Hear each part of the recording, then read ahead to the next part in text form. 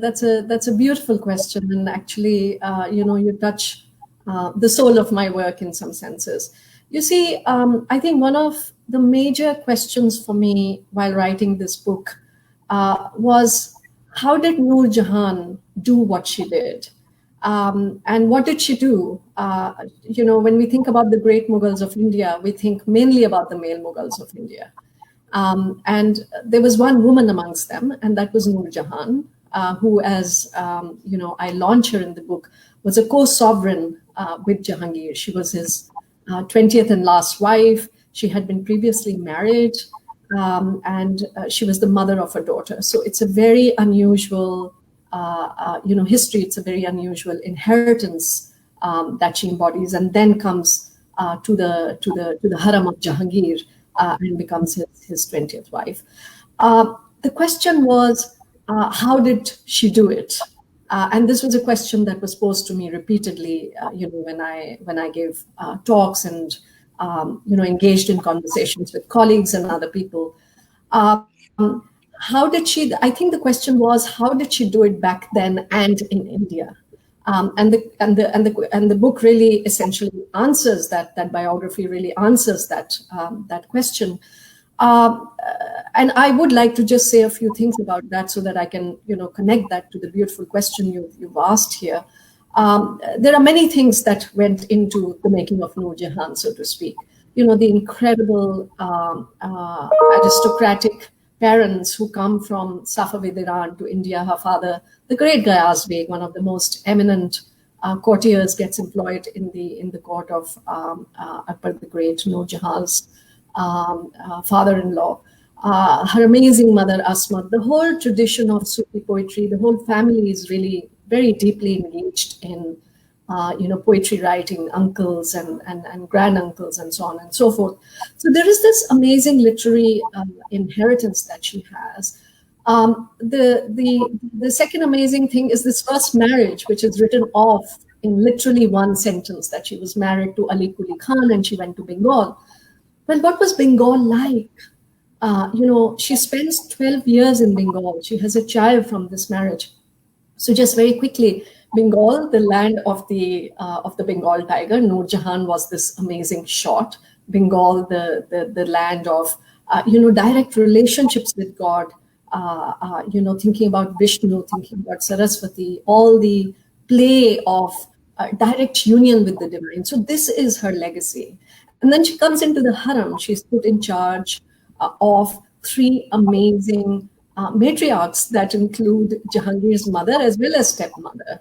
And so this is the legacy that we are talking about. And then, of course, there's the person of Nur Jahan, right? There were 19 other fabulous wives of Jahangir. So how come Nur Jahan really, achieves this splendor?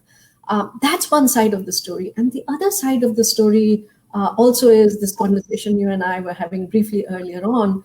Really, the land called Al-Hind, or one that Persians and Arabs called the land across the river Indus, which had this richness of, to use the modern vocabulary, richness of plural ways of being, of thinking, of experimentation. So, for instance, when she marries Jahangir, there was a Jain monk that had been in the court for a really long time, since the time of Akbar the Great, a monk called Siddhi Chandra. And Nur Jahan and Jahangir have a conversation with him in which Nur Jahan teases him about the pleasures of the flesh, because he says to her, I think it's very good to be abstinent. And so she says to him, well, if you haven't experienced it, how do you know that, so this is the playfulness we are talking about. This is the land. Now, I'm not trying to romanticize this. This is a land that has, other kinds of ferocities and so on and so forth. But then you think about Jahangir. He is, he's actually half Rajput Hindu and half Sunni Muslim. You think about Nur Jahan. I would call her culturally Shia, right? Because this is a family that's open. Her father particularly, I think if her father could describe himself, he would describe himself as a man of letters. His calligraphy is, beautiful. He loves poetry. He's a fine courtier, right? Deeply involved in adab and so on and so forth. So the land, the land, the Indic culture, if you will, right, has all of this. And this is really where my dedication comes in. I feel our ancestors, particularly our women ancestors, have embodied these different senses of being, different senses of taking on different kinds of practices. So my mother, for instance, right, who's a practicing Hindu, she says that when she walks in front of a mosque, her head bows. When she walks in front of a gurdwara, her head bows. Right. So it is this.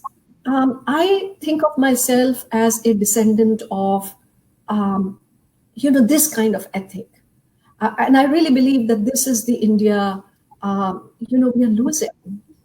There's this kind of very dire demand to really to declare ourselves in one way, right?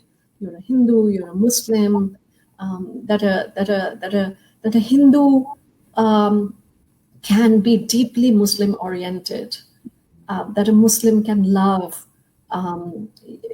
Vedanta, right? This seems almost unfathomable to people, but it wasn't.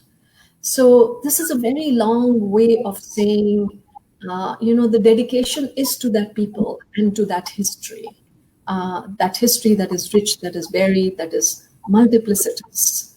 And I think Nur Jahan embodies that.